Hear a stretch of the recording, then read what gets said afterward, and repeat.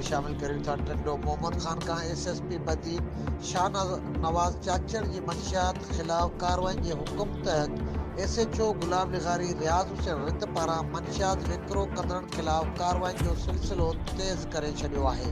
उन सिलसिले में गुलाम लिगारी पुलिस कार्रवाई करे हिकु ॼणे ॻोठ शादमा लिगारी के रहवासी आबिद हुसैन लिगारी के गिरफ्तार करे वरितो आहे, जॾहिं त गिरफ्तार जवाबदार जे कब्ज़े मां 300 मेनपुड़ियूं बरामद करण जी पुलिस दावा कंदे जवाबदार ते मंशियात एक्ट तहत सरकार फरियाद ते केस दाख़िल करे कैद लाकअप में बंद करे छॾियो आहे।